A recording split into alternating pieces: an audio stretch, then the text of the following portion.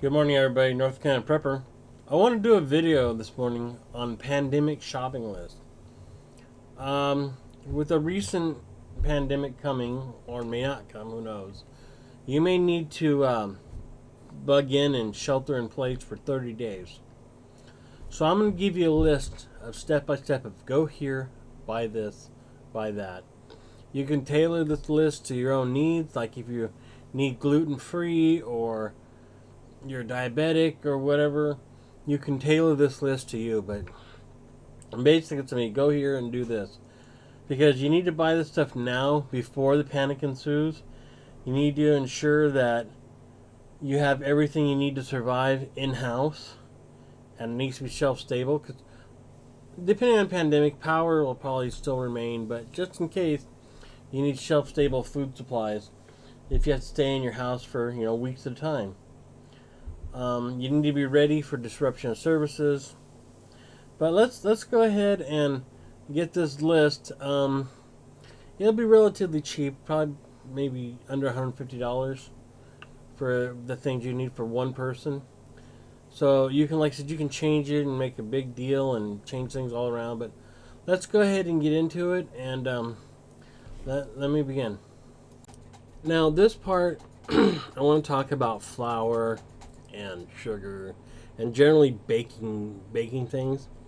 If you don't bake, there's no reason for you to store like flour and sugar because you're not gonna bake.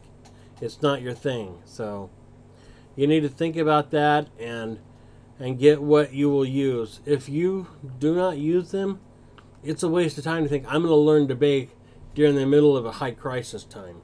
That's not going to happen. It's like people think, oh, I'm going to store all these books to read. No, you're not. If you don't read now, you're not going to read then. A lot of people bring a lot of books on ships and whatever, and they never read them. So don't buy things you're not going to use. Now, what you also want to do is you want to grab a bunch of the dried beans and get some of every type there. This will, again, protect you from food aversion or food fatigue, or you're tired of eating things. And you can mix it together, and if you get some rice, which we'll go to in a minute, you can get rice and beans is a complete protein. And if you add soup to it or anything, you get 30 soups, 30 bags of beans, 30 bags of rice. That would keep you alive for 30 days, but you might get a little sick and tired of it. But we'll go on a little bit, but get as many types of the beans as you can. They're cheap. They're around about $1 a pound or $1 a pack. So, get different, as many packs as you can. I don't know how many types there are, but there's probably 10 to 15. So, get 3 of each, and call that part good. In the next day or two, I'm probably going to do a quick video on how to pressure cook beans, where you can take 1 to 1.5 hours and condense the cooking time down to 5 to 8 minutes, and you'll save a lot in fuel. So it depends if you're going to use fuel storage or city fuel like gas or electric. But I'll do a video on that soon on just how to conserve fuel, because you want alternate means to prepare your foods. Okay, let's talk about rice. There is many varieties of rice, and you should get as many as you can. It'll make complete meals. I mean, there's all types of lemon rice and herb rice and dirty rice and Mexican rice. And if you do things right, there's sriracha rice. But we'll get into spices here in a minute. But go ahead and get all the types of rice you can. Don't just limit yourself to just white rice or jasmine rice or brown rice. White rices tend to store longer. The brown rices tend to have oils that may go rancid in time. So I don't know the excuse me. I don't know the storage time of brown rice. Just get white rice. Like I said, if you're a diabetic, you're gonna have to alter this to what you can eat. Don't buy things that you don't normally eat. And this video really isn't for people who just consider cooking, making a Hamburger Helper from a box meal. You're going to have to actually cook if you want to survive. It's a necessary skill. I find the younger generation just doesn't seem to know how to do it anymore, which is kind of sad. But ask your friends about cooking if they know how to cook and what cooking really means. doesn't mean making a box meal or whatever. Anyway, I'm getting sidetracked. Let's go on. So get as many types of rice as you can. I would get one of the bigger bags here that you see at the bottom. I'd get a couple of them. You don't have to buy this all in one trip. You could 1 week you could do this or that. Rice, beans, oatmeal, whatever. But we'll get on to that. So let me continue.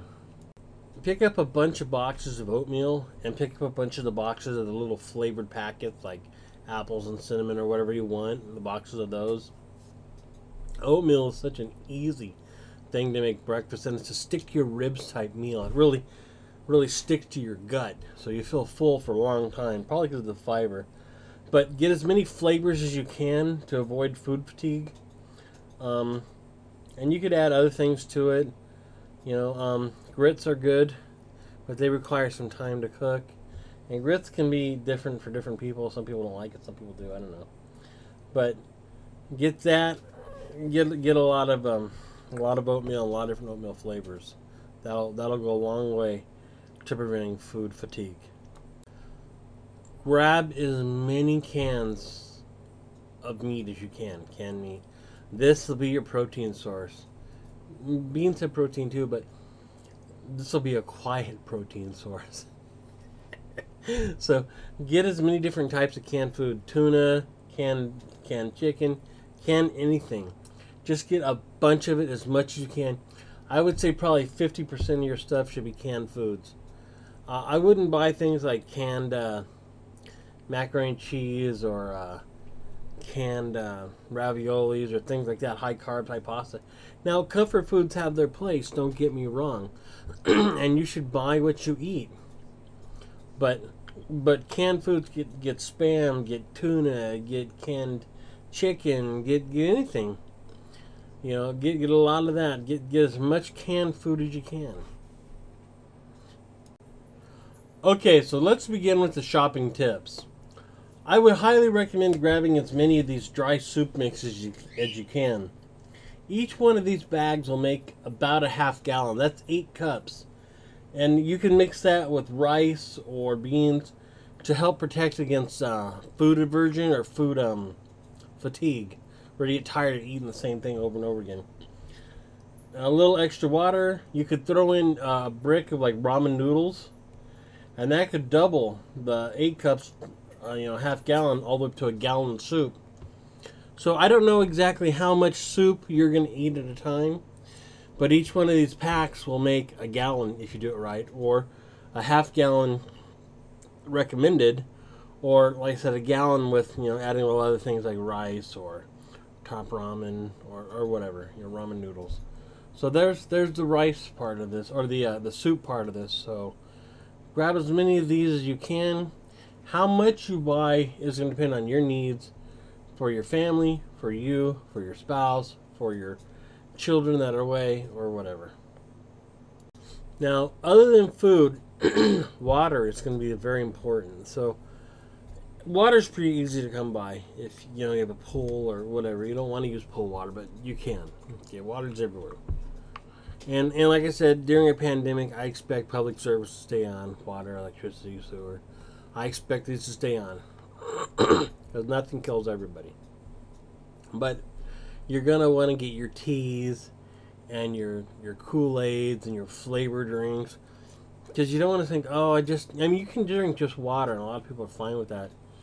But this is going to be a stressful time, and comfort foods will be good. So if you want to stock up on soda, then stock up on soda. Don't worry about, I have to have this many calories a day.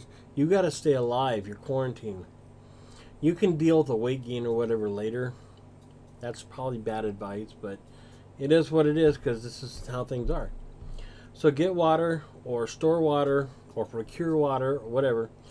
But pick up like teas and coffees and other things that are comfort foods for you. Well, we'll get to comfort food, but teas and coffees and whatever else, like flavored drink mix, Tang, whatever. You can get healthy stuff if you want. But definitely pick up some flavorings of some types. Now let's not forget about spices and gravy mixes and flours. We'll get to flour in a minute. But gravy mixes, spices will do the very most to protect you against food fatigue. If you make some rice and some spam and some spices, you can have your Asian food that day or whatever, you know, stir fry or whatever. Yeah, spices are really going to be one of the very, very important things. As a general practice here, every time I go shopping, I go buy a spice, whether I need it or even know what it is. A lot of times I'll go down the ethnic aisles.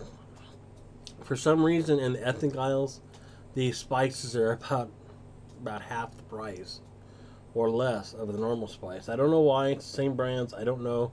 It's more in bulk. I don't know. I get a lot of dehydrated, like onions and stuff, all in the ethnic aisle, so it's really cheap there. So go to the ethnic aisles and go wherever, but spices are going to be the key to avoiding food fatigue on everything you do. Now, if your budget affords it, you should pick up some type of comfort foods, candies or whatever. I carry biscottis because, you know, I'm not a freaking savage, so we have biscottis as our comfort joy foods. But you could pick up candy or anything else you want for your own personal comfort foods.